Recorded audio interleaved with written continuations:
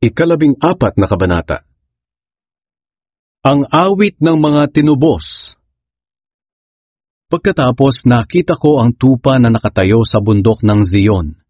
Kasama niya ang 144,000 tao. Nakasulat sa noo nila ang pangalan ng tupa at ng kanyang ama. Nakarinig ako ng ingay mula sa langit na parang lagaslas ng talon o dagundong ng malakas na kulog. At para ring tugtugan ng mga manunugtog ng alpa.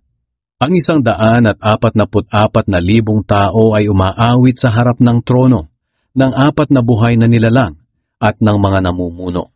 Bago ang kanilang awit, at walang nakakaalam maliban sa kanila na 144,000 na tinubos mula sa mundo.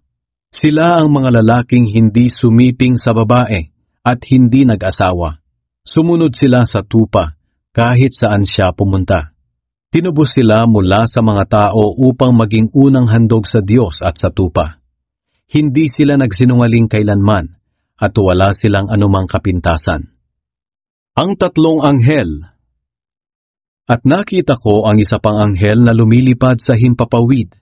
Dala niya ang walang kupas na magandang balita upang ipangaral sa mga tao sa buong mundo, sa lahat ng bansa, angkan, wika at lahi. Ito ang isinisigaw niya. Matakot kayo sa Diyos at purihin ninyo siya. Dahil dumating na ang oras na hahatulan niya ang lahat. Sambahin ninyo ang Diyos na lumikha ng langit, lupa, dagat at mga bukal.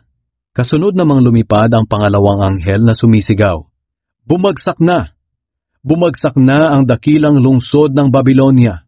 Ang mga mamamayan nito ang humikayat sa mga tao sa buong mundo na sumunod sa imoralidad nila na kinamumuhian ng Diyos. Sumunod pa ang isang anghel sa 2 anghel na nauna. Sumisigaw din siya.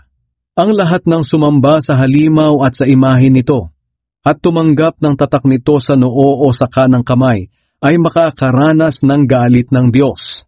Sapagkat parurusahan sila sa nagniningas na apoy at asupre sa harapan ng tupa at ng mga anghel ng Diyos. Ang usok ng apoy na magpapahirap sa kanila ay papailan lang magpakailanman. Araw-gabi ay wala silang pahinga sa kanilang paghihirap dahil sinamba nila ang halimaw at ang imahe nito at nagpatatak ng pangalan nito. Kaya kayong mga pinabanal ng Diyos na sumusunod sa kanyang mga utos at patuloy na sumasampalataya kay Jesus, kinakailangang maging matiisin kayo. Pagkatapos, may narinig akong tinig mula sa langit na nagsasabi, isulat mo ito. Mapalad ang mga taong namatay na naglilingkod sa Panginoon. Mula ngayon, makakapagpahinga na sila sa mga paghihirap nila.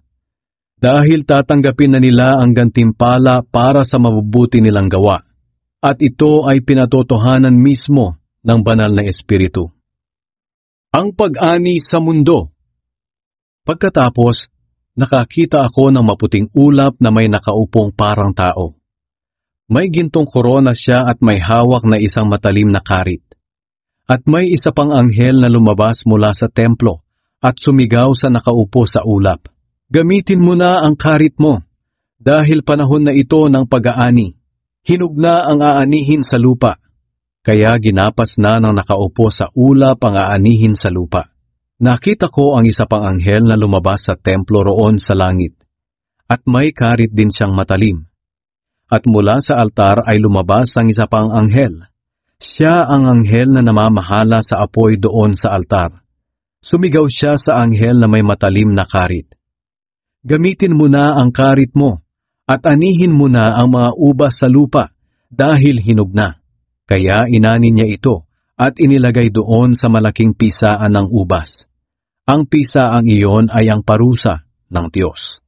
Pinisa ang mga ubas sa labas ng lungsod at umagos mula sa pisaan ng dugo na bumaha ng hanggang 300 kilometro ang layo at 1 dipa ang lalim.